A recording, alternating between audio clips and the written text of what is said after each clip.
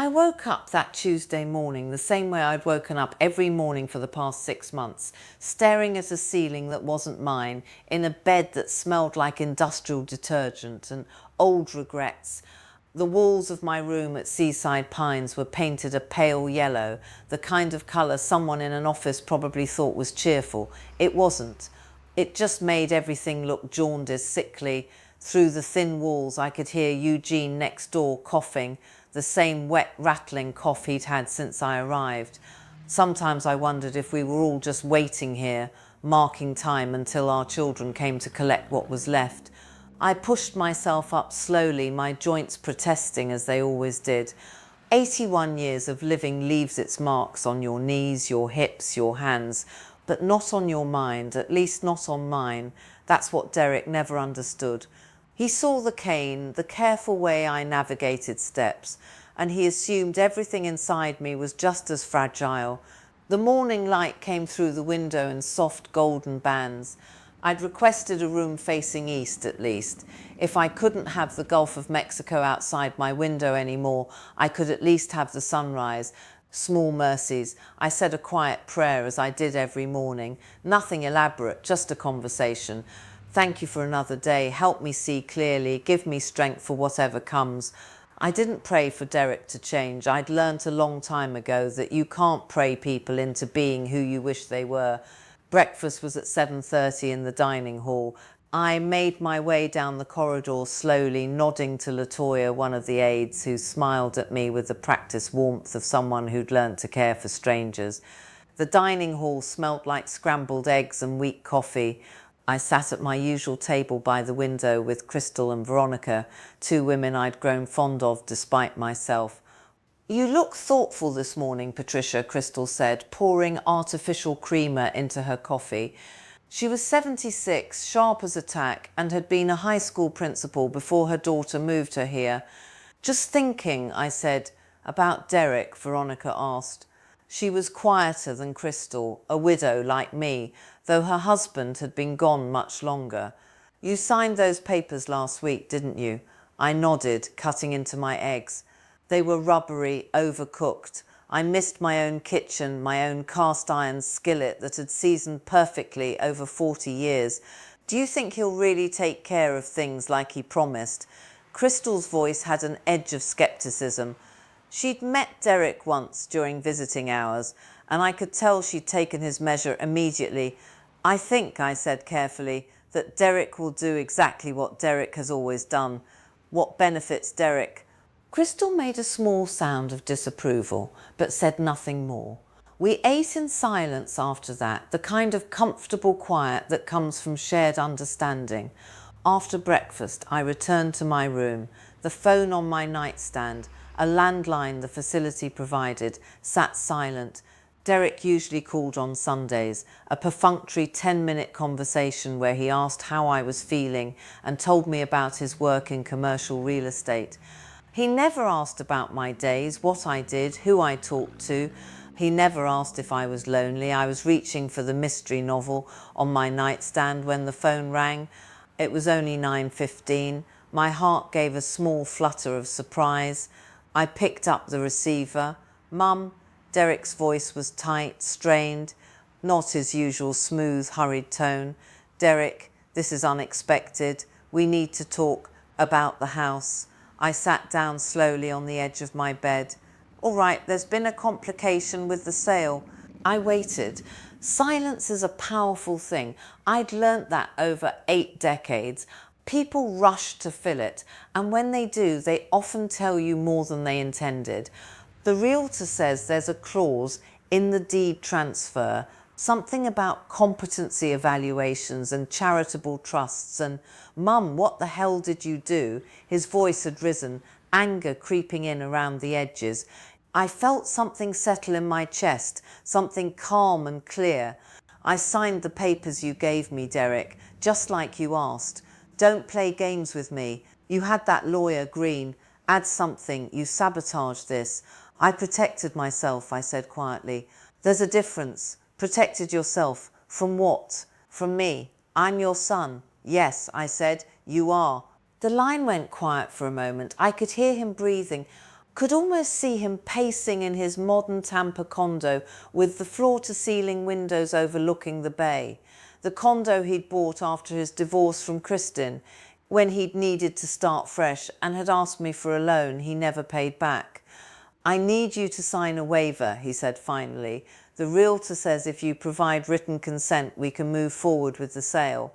I have a buyer, Mum, a good offer. We're talking about $500,000. We?" I asked. "The estate? Your estate? This is for your benefit too. Is it? Mum, you're in assisted living. You have medical expenses. End-of-life care is expensive. This is about being responsible. I see. So you'll sign the waiver?" I stood up, walking to the window. Outside, I could see the facility's courtyard, a small garden with benches and a fountain that never worked properly. Beyond that, the parking lot. Beyond that, the strip malls and chain restaurants that had replaced the orange groves I remembered from when Derek was young. "I'd like to think about it," I said. "Think about it." "Mum, there's nothing to think about. This is basic financial planning. Then another few days won't matter. The buyer might walk. Then they weren't serious." Derek made a sound of frustration. "I'm coming up there. Tomorrow we're going to sit down and talk about this face to face." "All right," I said. "I'll be here." He hung up without saying goodbye. I set the phone down and looked at my hands. They were spotted with age, the veins prominent, but they were steady. I thought about the beach house, about the porch where Derek and Melissa had played as children, where I'd sat with my husband Robert in the evenings watching the sun melt into the Gulf. I thought about the last thing Derek had said to me when he left with those signed papers: "I hope I don't see you too soon." He'd meant it as a joke, maybe, or maybe he'd meant exactly what it sounded like. I called Nathaniel Green's office. His secretary, Amanda, answered on the second ring. "Green and Associates." "Amanda, it's Patricia Holloway. Is Nathaniel available?" "For you, Mrs. Holloway." "Always." "Hold on." A moment later, Nathaniel's gravelly voice came on the line. He was 73, semi-retired, and had handled Robert's estate after the heart attack. He was also the only lawyer I knew who still believed a handshake meant something. "Patricia, I wondered if I'd be hearing from you. Derek called." I imagine he did. "How much yelling was involved?" "A moderate amount." Nathaniel chuckled. "The clause did exactly what we designed it to do. It protects you, and it protects your wishes for that property. He's coming tomorrow to convince me to sign a waiver. Are you going to?" I watched a bird land on the broken fountain outside. A cardinal, bright red against the grey concrete. "I don't know yet," I said honestly. "I want to see his face. I want to see if he comes to me as a son or as a businessman." "That's fair," Nathaniel said. "But Patricia, you need to be prepared. If he thinks you're acting out of spite, he might try to have you evaluated for competency. The clause requires 2 independent physicians, but he could still make your life difficult." "Let him try," I said. "I'm old, Nathaniel, but I'm not confused, and I'm not cruel. I just want what's right." "I know you do. Call me after he visits. And Patricia, don't sign anything without me reviewing it first." "I won't." After we hung up, I sat in my room for a long time, thinking about fairness and forgiveness, about what I owed my son and what he owed me. The Bible talked about honouring your father and mother, but it also talked about storing up treasures in heaven, not on earth. Derek had forgotten both lessons. That night I couldn't sleep. I lay in bed listening to the sounds of the facility, footsteps in the hallway, the distant television from the common room, Eugene's cough. I thought about Melissa, my daughter, who lived in Oregon with her husband Keith and their 2 children. She called every week, sent photos, invited me to visit. She'd been furious when she found out Derek had moved me to Seaside Pines without consulting her. "He did it while I was on vacation, Mum," she'd said, her voice breaking. "He knew I'd fight him on it." But Melissa was 3,000 miles away, building her own life, and I hadn't wanted to be a burden. Maybe that was my mistake. Maybe I'd made it too easy for Derek to see me as something to be managed rather than someone to be loved. The next morning I dressed carefully, a nice blouse, slacks, my small pearl earrings that Robert had given me on our 30th anniversary. If Derek was coming to negotiate, I wanted him to see me as I was dignified, clear-minded, unbroken. He arrived at 10 o'clock. I was waiting in the small visiting room near the main entrance, a space decorated with bland landscape paintings and furniture designed to be inoffensive. Through the window, I watched him park his silver Lexus, check his phone, adjust his tie. He looked successful, polished. He looked like a stranger. When he walked in, he smiled, but it didn't reach his eyes. "Hey, Mum," Derek. He sat across from me, setting his briefcase on the coffee table between us. For a moment, neither of us spoke. "You look good," he said finally. "Thank you. How are you feeling? Any issues with your blood pressure?" "I'm fine." He nodded, glancing around the room as if cataloguing its shortcomings. "This place is nice. Seems like they take good care of you. They do their job." Another silence. Derek shifted in his chair, and I could see him trying to find his angle, the approach that would get him what he wanted. "Mum, I think we got off on the wrong foot yesterday. On the phone I was frustrated and I shouldn't have snapped at you. You were angry," I said. "There's a difference between frustration and anger." He blinked. "Okay, fair. I was angry, but can you blame me? I'm trying to help you to secure your financial future, and I find out you've essentially tied my hands with legal restrictions I didn't even know about." "I didn't tie your hands, Derek. I protected my interests.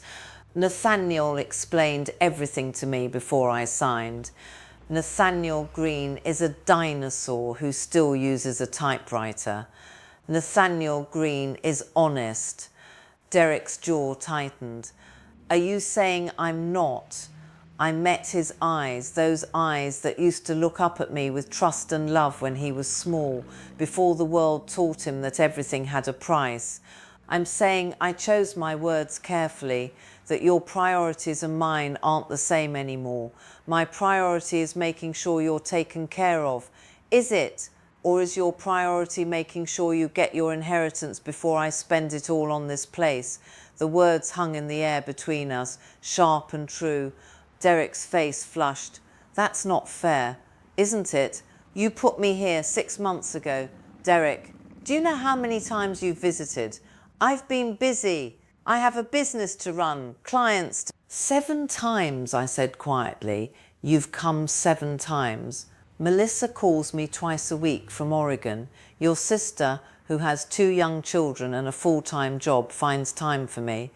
But you, 30 minutes away in Tampa, have come 7 times in 6 months." Derek stood up abruptly, pacing to the window. His hands were clenched. "So this is what punishment? You're punishing me for not being the perfect son." "No," I said, and I meant it. "This isn't punishment, Derek. This is protection. From yourself as much as from me." He turned to face me. "What's that supposed to mean?" "It means that house represents something different to each of us. To me, it's 40 years of memories. To you, it's $500,000. And if I just hand it over, if I make it easy for you to cash out and walk away, I'm teaching you that people that I am disposable, that everything can be reduced to a transaction." "Oh, so now you're my moral teacher. Now you're going to give me life lessons." "I've always been your teacher, Derek. You just stopped listening." His phone buzzed in his pocket. He pulled it out, glanced at it, and I saw the irritation flash across his face. Even now, even in this moment, something else was more important. "I have to take this," he muttered, stepping into the hallway. I sat alone in the visiting room, my heart heavy but my resolve firm. Through the window I could see the parking lot, the palmetto trees swaying in the breeze, the ordinary world continuing its ordinary rhythms. When Derek came back 5 minutes later, his expression had hardened into something cold and businesslike. "Mum, I'm going to be straight with you. I need you to sign the waiver. I have a contract contingent on this sale, and if it falls through, I'm going to lose a significant commission on another property I'm representing. This affects my livelihood." Then you should have read the documents before you celebrated. His eyes narrowed. What did you say? Last week, when I signed everything, you looked at those papers, you smiled and you said, I hope I don't see you too soon. Do you remember that? Derek's face went pale. That was a joke, was it? Jesus, Mum. Yes, I didn't mean, I wasn't wishing you dead. Maybe not consciously, I said softly. But Derek, do you have any idea how that felt? To sign away my home, the last piece of my independence, and have my own son joke about not wanting to see me. I apologised. What more do you want? I want you to understand what you've done. I want you to see me as your mother, not as an obstacle. Derek grabbed his briefcase. You know what? I don't need this. I don't need to be guilt-tripped by someone who's clearly not thinking straight. Excuse me? You heard me? This whole thing, the secret clauses, the games, refusing to sign a simple waiver, it's not rational behaviour, Mum. Maybe those doctors should evaluate your competency. The threat was out there, now, hanging between us like a blade. I stood slowly, my legs aching, but my voice steady. If that's what you need to do, Derek, then do it. But know this, I am completely sound of mind. I know exactly what I'm doing and why. And if you pursue that route, if you try to have me declared incompetent to get your hands on that house, you will lose, and you will lose more than just the sale. Is that a threat? It's a truth. Derek stared at me for a long moment. I could see him calculating, weighing his options, trying to find the angle that would win. Finally, he shook his head. I can't believe you're doing this. He walked out without another word, without a goodbye, without a backward glance. I sank back into my chair, my hands trembling now that the confrontation was over. Crystal appeared in the doorway a few minutes later, having witnessed the whole thing from the hallway. You okay, honey? I will be, I said.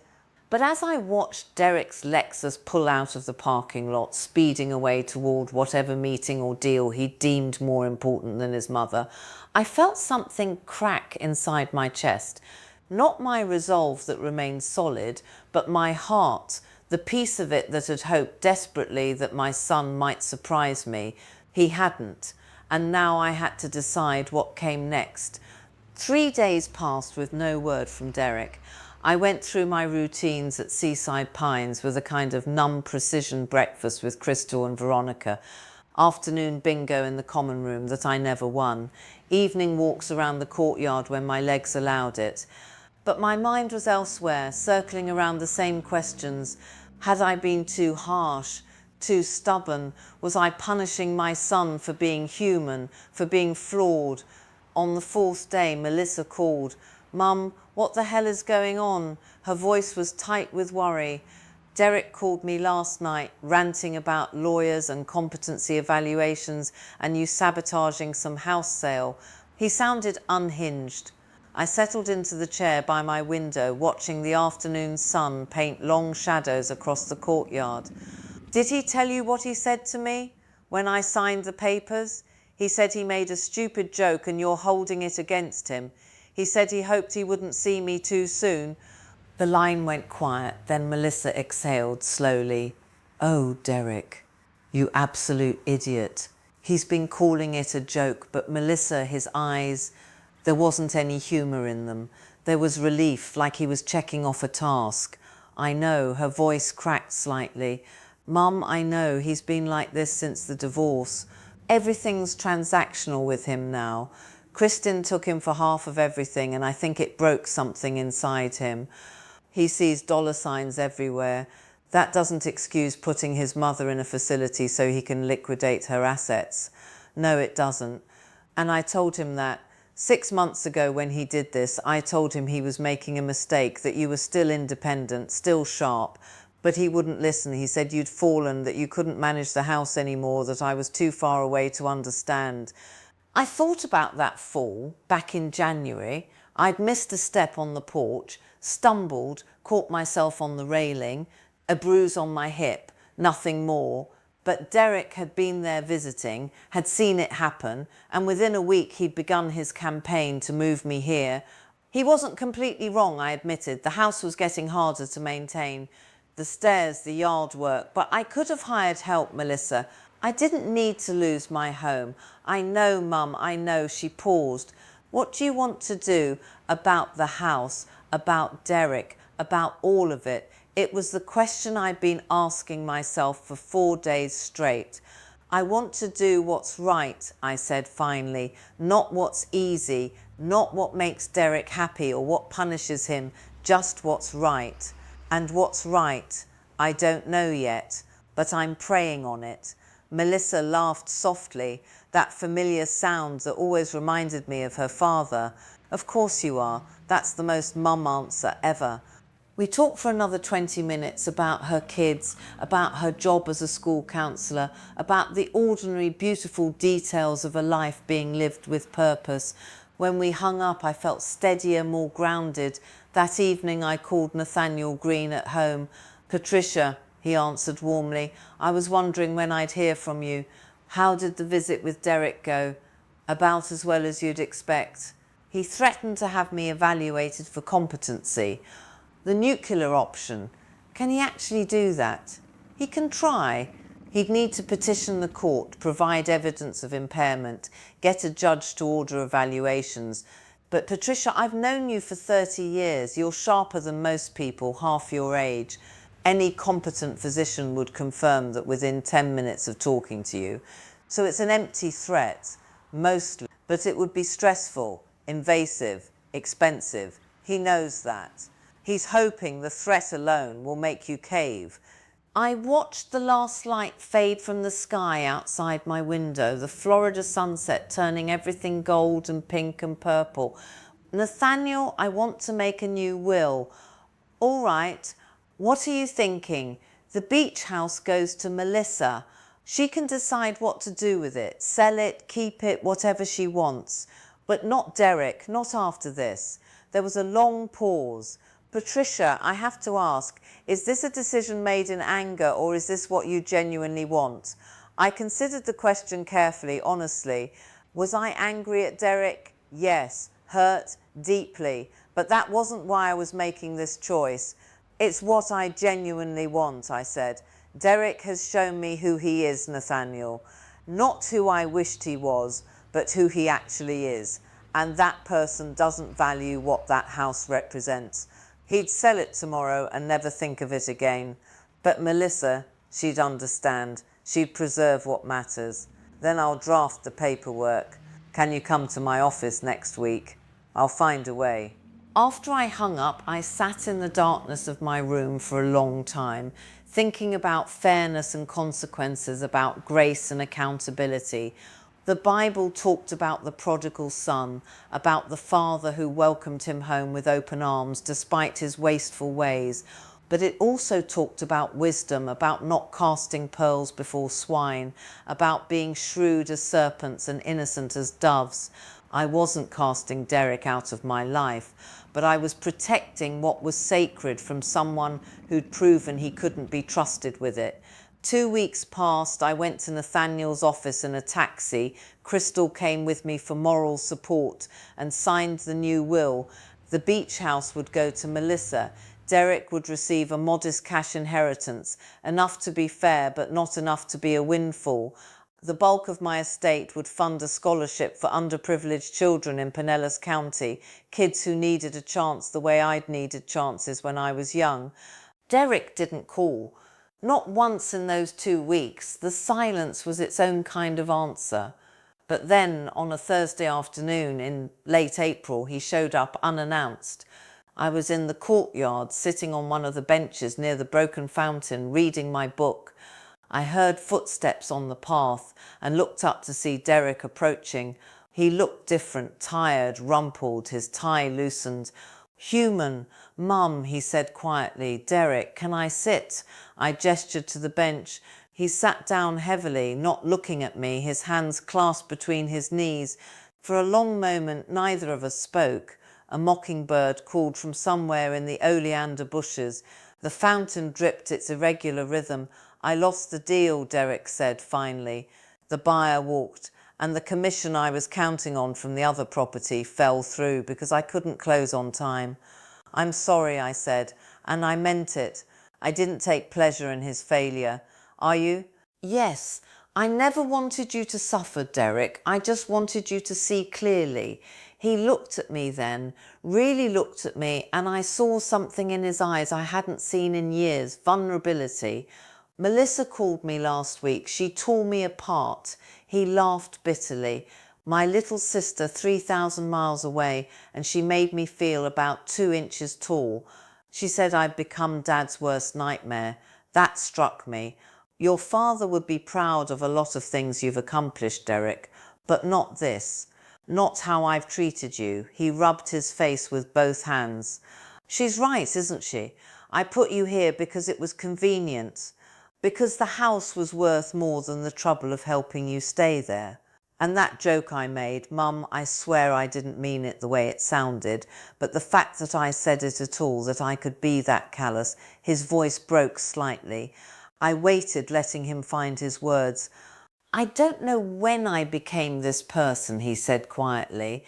After the divorce, after Kristen took half of everything I'd worked for, I got hard. I started seeing everything as a transaction, everyone as either an asset or a liability. And somewhere along the way, I put my own mother in the liability column. Derek, no, let me finish. Please, he took a shaky breath. I came here today to tell you I'm not going to fight the clause.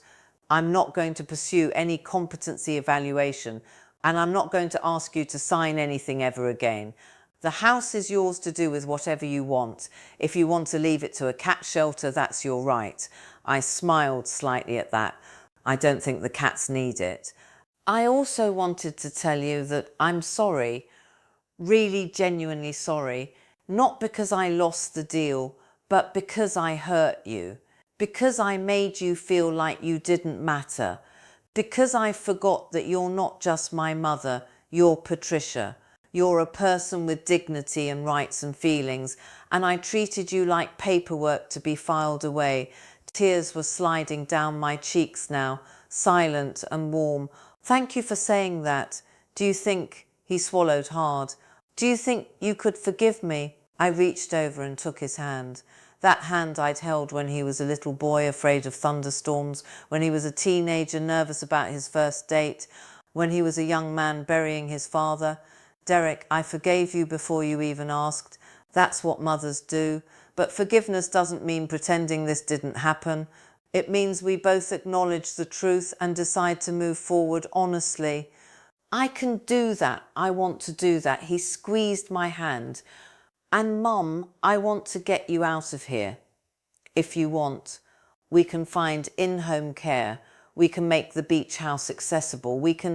I held up my other hand, stopping him. Derek, that's sweet. But I've been thinking about this, and I'm not sure going back is the right answer either. He looked confused, but I thought you hated it here. I don't love it. But I also don't love the idea of rattling around in that big house alone, even with help. What I'd like, I paused, gathering my thoughts. What I'd like is to sell the house myself on my own terms when I'm ready, and use that money to move somewhere smaller, more manageable, maybe one of those senior communities where I'd have independence but also support, somewhere near Melissa maybe. I haven't seen my grandchildren in person in over a year. Derek's face fell slightly. The house was still lost to him, but then something shifted and he nodded. Oregon. You want to be near Melissa. She calls me twice a week, Derek. She sends photos, she invites me to visit, and I think I'd like to spend whatever time I have left somewhere I'm wanted, not just tolerated. Mum, I want you. Do you want to want me? There's a difference. He flinched, but he didn't argue. He couldn't. The truth was too evident. I'd like to earn my way back, he said quietly. If you'll let me, I can't undo the last 6 months, but maybe I can do better going forward. Maybe you can, I agreed. But Derek, it has to be because you want a relationship with me, not because you're hoping to get back into the will. His head snapped up. You changed your will. I did. The house goes to Melissa. You'll receive a fair cash inheritance, but that's all. The rest funds scholarships for kids who need help. I watched his face carefully, looking for anger, resentment, calculation. Instead, I saw something like relief. That's actually perfect, Mum. Melissa should have the house. She'll appreciate it the way it deserves. He smiled sadly. And the scholarships. Dad would have loved that. He always said the best investment was in people. He did say that. We sat together for a while longer, not talking, just being. The afternoon light softened around us, and somewhere in the building behind us I could hear the dinner bell ringing. I should let you go eat, Derek said, standing. Will you come back? I asked. To visit, not for business, just to visit. Yes. Every week, if you'll have me. I'd like that. He hesitated, then leaned down and kissed my forehead the way he used to when he was young. I love you, Mum. I'm sorry it took almost losing you to remember how to show it. I love you too, Derek. And you haven't lost me. Not yet. He walked away across the courtyard and I watched him go. This man who was my son, flawed and human and finally maybe learning. 3 months later, I stood on the porch of the beach house in Clearwater for the last time. The moving truck had already taken most of my belongings to Oregon, where Melissa had found me a beautiful apartment in a senior living community near her home, one with real independence, where I had my own kitchen and living room, but also access to activities and care when I needed it. Derek had come to help with the final walkthrough. True to his word, he'd visited every week since that day in the courtyard. We'd rebuilt something fragile but real between us. Not the relationship we'd had before, but something more honest. You ready, Mum? He asked, standing beside me. I looked out at the Gulf, at the waves rolling endlessly towards shore, at the pelicans diving for fish in the late summer light. 40 years of memories lived in this house, but I was learning that home wasn't just a place. It was people who loved you, who showed up, who tried. I'm ready, I said. The house sold a month later to a young family with 3 children. Melissa told me they were thrilled, that the wife had cried when they got the keys. I liked knowing that laughter would fill those rooms again, that children would build sandcastles on that beach, that life would continue in that sacred space. Derek got his modest inheritance and used it to start a scholarship fund in his father's name. He called to tell me about it, his voice thick with emotion. I want to do something that matters, Mum, something Dad would be proud of. He would be, I told him. And Derek, so am I. I'm 82 now, living in Oregon near my daughter and grandchildren. Crystal and Veronica email me weekly. Yes, we learned email together in the Seaside Pines computer class. Derek visits twice a year and calls every Sunday without fail. We talk about real things now, his struggles, his hopes, his slow journey toward becoming the man he wants to be. I was angry once, hurt once, betrayed once, but I chose not to let those things define my final chapter. I chose justice over revenge, accountability over bitterness, hope over resignation, and in the end I got something better than the beach house back. I got my son back, not perfect, not fully healed, but present, trying, and that was enough. That evening, as the Oregon rain patters against my window and I watch my grandson Nathan play in the puddles outside, I say my quiet prayer of thanks for another day, for clear sight, for the strength to do what was right instead of what was easy, and for the grace that makes reconciliation possible, even when everything seems broken beyond repair. Some endings aren't happy, but they can still be good. This one was good.